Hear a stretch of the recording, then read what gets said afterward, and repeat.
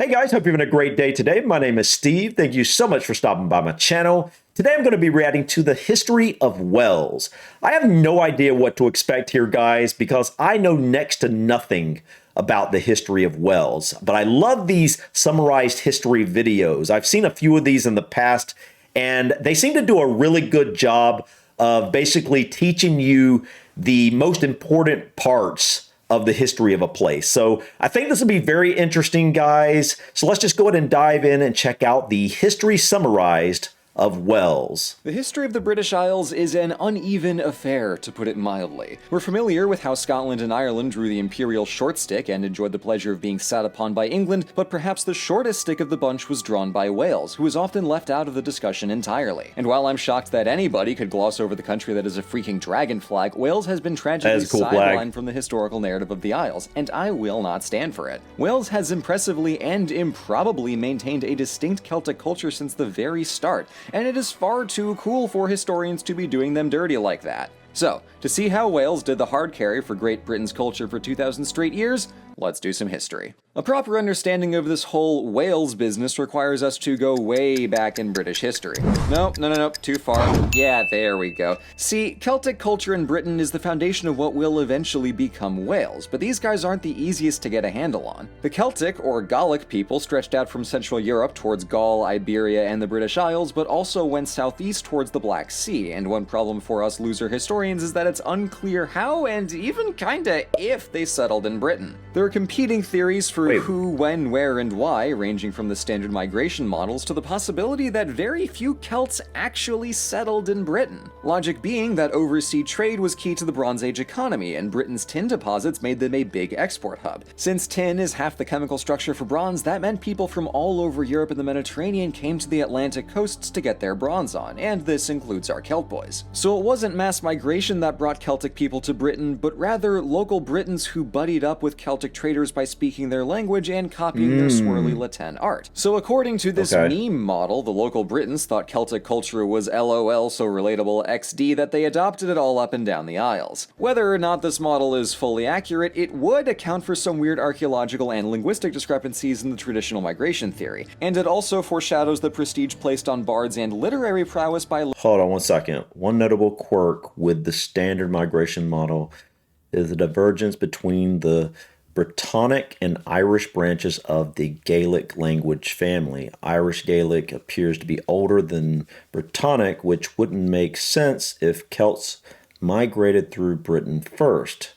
Some double migration models try to reconcile this apparent contradiction. So basically, when they're talking about Britain, they're talking about basically England, in other words, because I mean, I know the whole island with Scotland, England, and Wales is called Great Britain, but obviously the Celts had already settled in Wales and Scotland, I'm guessing. I know the Scots also had the Picts, but Ireland, obviously the Celts were settled there as well. So yeah, let's continue.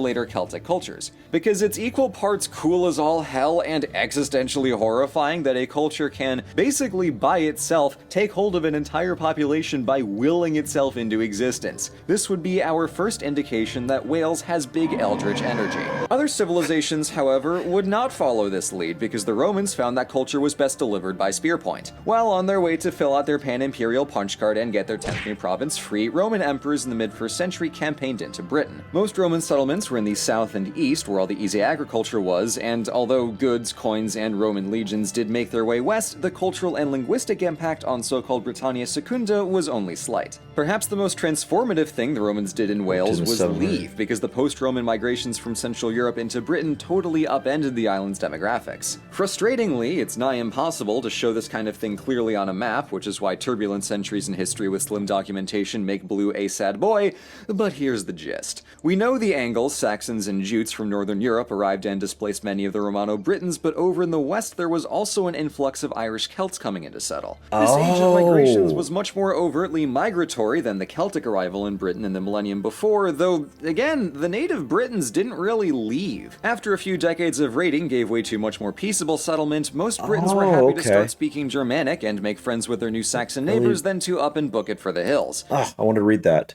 So basically, you had the migration from the Anglo-Saxons and others coming in from the east, but into Wales, you actually had the Celts, some Celts from Ireland, actually, increasing the Celtic population in Wales. All right, that's interesting. Let's see, it really should go without saying, but early medieval Britain was a fabulously diverse place, home to people from all over the Roman Empire, Northern Europe. Angles and Saxons were one part of a larger picture, and the idea of some singular Anglo-Saxon identity is a complete fiction.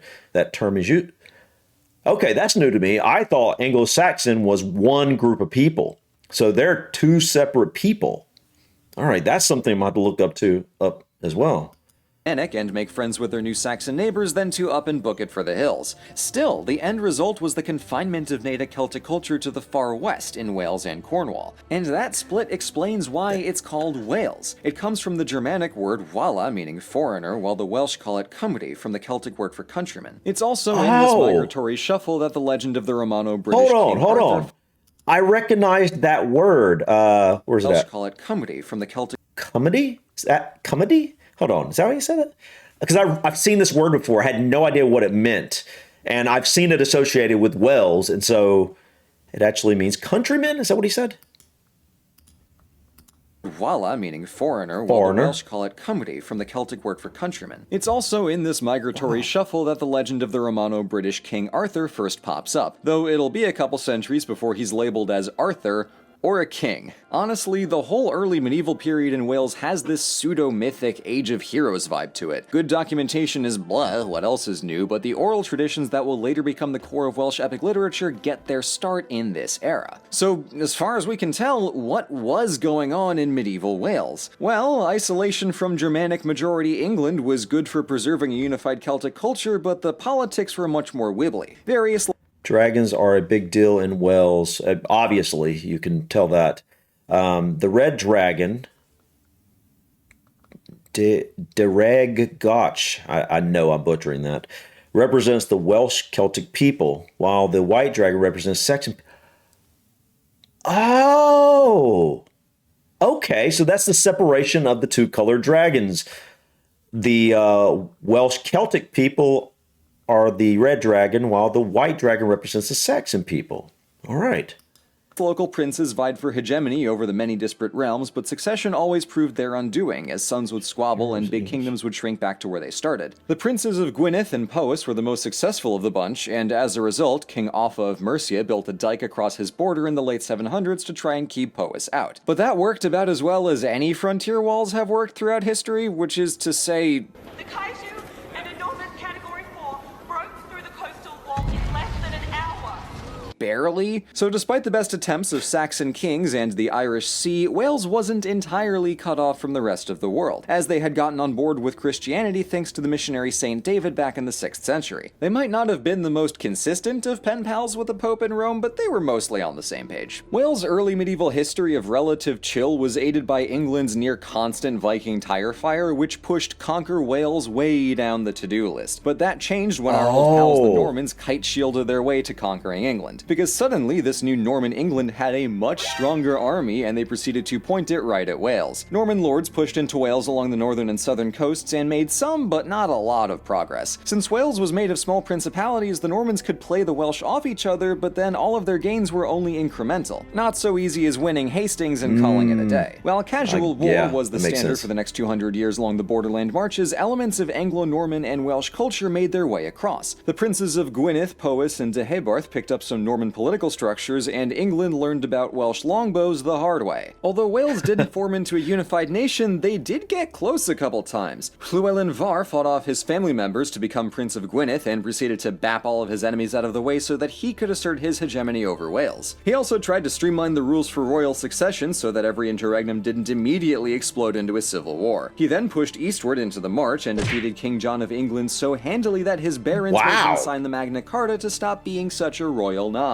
Llewellyn's military successes weren't quite matched by his grandson, also Llewellyn. Though Llewellyn he too. did the biggest prince in Wales routine again, he was defeated by England's King Edward Longshanks. The next year, in 1283, Edward pushed into Wales and stomped out the princes, using the old Norman trick of building a buttload of castles in newly Wow. conquered territory to stop the locals from getting ideas. In a twist that should surprise no one, England needed more than a few of these to do the trick, so Wales has the highest castle density of any country in Europe. I was about to say that. I thought I had heard that before on one of the other videos I watched. I think it was like I watched a video 101 facts about Wales a while back, and I think that's one of the things I learned in that video. I learned it somewhere, and I was thinking I couldn't remember if that I was accurate on that, but wow, for such a small country, landmass, speaking, it's pretty crazy. You guys have more castles than basically anywhere else in the world. With over 600 built and 100 still standing today. Wow. That is, and I really cannot stress That's a this lot enough, for that area. Stupid amount of castles. That's the density equivalent of 23 castles in New York City, with a less impressive but still Wow. formidable 2 castles just in Manhattan.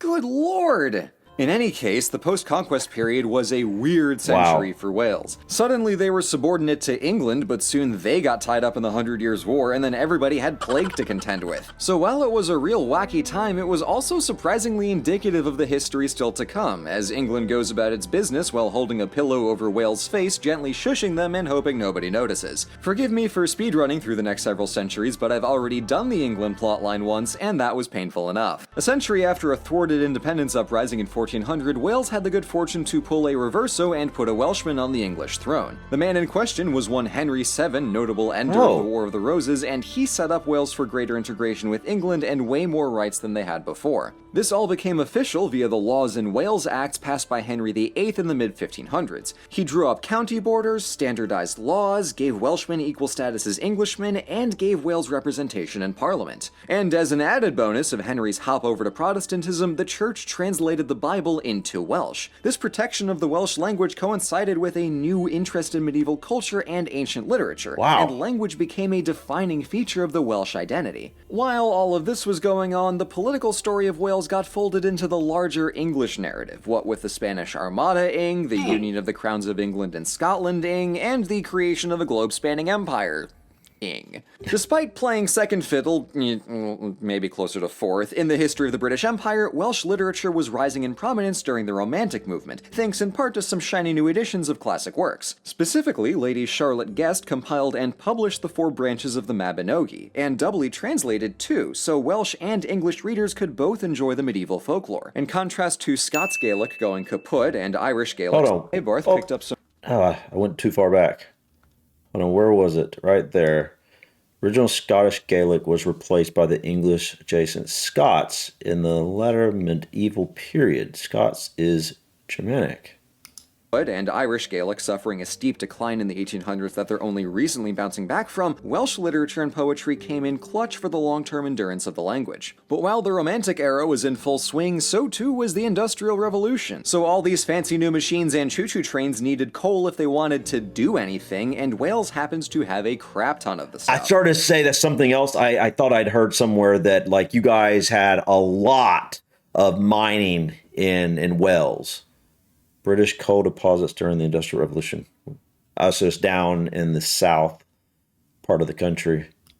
Southern Wales swiftly became the mining capital of the empire, and while coal and slate may have been big business, they were also hellish jobs to work. So Wales ended the century more urbanized than it had ever been, but the Welsh probably weren't so thrilled about why, especially as British attitudes towards them soured and Wales got the dingy reputation shared by all other regions doing heavy industry. Although the 1900s started out pretty rough, what with the coal mining and a nasty spell of discrimination against the Welsh language in schools and work, In the 18 and early 1900s, students in Wales dreaded the Welsh knot, a linguistic hot potato given to anybody caught speaking Welsh.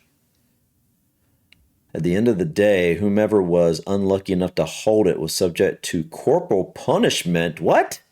Linguistic prejudice was fierce during the... What? Wow, okay. So... All right.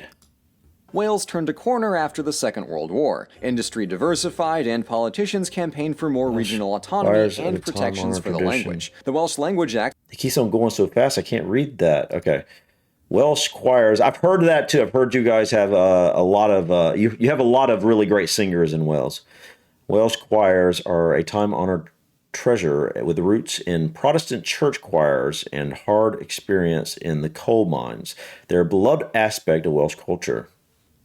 regional autonomy, and protections for the language. The Welsh Language Acts of 1967 and 93 elevated Welsh to on par with English, granting bilingual signage, the right to use Welsh in legal proceedings, and Welsh language broadcasting. So now a third of Wales can speak the native language. That's and really in awesome. 1999, Wales, and also Scotland, but that's a different story, got its own national assembly, later promoted to parliament. And that's Wales. Far too often sidelined in the history of the Isles, Wales has an enchanting historical vibe the other three countries lack. Maybe it's the ancient Celtic language and the dragon flag getting to me, but Wales feels older, like you can wander slightly too far off a hiking trail and stumble into Narnia. As anybody who knows Welsh can That's confirm, interesting it he just says that. sounds like the language dragons would speak, and I know better than to disrespect the dragon lords. Thank you so much for watching. All right, guys, that was a very good video. That's interesting. He just said that Welsh feels older because although I don't know, a crazy amount about, the history of Wales other than what I just learned here, it does, for some reason, when I think of Wales, it does for some reason feel a little bit older. Like maybe it's because there's so many castles there or something. I don't know. Or maybe it's because there's so many more Welsh people that actually speak the original Welsh language compared to, people in, say, Scotland or Ireland that speak the original languages in those areas that make it a little bit seem a little bit older or whatnot. But it does for some reason. He's accurate there. I'm curious how many people. What's like the ratio of the population of Wales? Celts versus, maybe Anglo-Saxons or other people. I'm really curious because I do know that along with Ireland and Scotland, and then you got Cornwall and Wales, those are high Celtic population places. And so I'm curious, how high is the Celtic population in Wales currently? But this is interesting, guys. I definitely want to explore Wales more going forward. I think something interesting I would like to explore is the mining industry. I find that fascinating. I don't know a lot about mining, but it's something I want to learn about. And I think Wales could be a good place to kind of explore that because I know that you guys had a very, very large mining industry. But also, guys, please feel free to leave in the comments other things about Wales you think I might want to check out. I really haven't received a ton of recommendations for Welsh content up until this point. I received some things here or there, but, really not a ton of things, I think I'd like to explore some more Welsh singing. I know that's something that you guys are famous for. And I would just like to know what else should I be. I know you guys have some really cool landscapes. I think, is it Snowdonia? Is that the name of isn't it a mountain range or something? That's something I need to check out soon as well. But yeah, guys, please feel free to leave other things that I should check out about Wales in the comments so that I can, see what you guys recommend, bookmark them for later. But yeah, guys, thank you so much for stopping by. Please click that like button for drop your comments or suggestions about this video or others. And don't forget to subscribe to continue to follow me on my journey to discover my British and Irish ancestry. Until next time, guys, peace.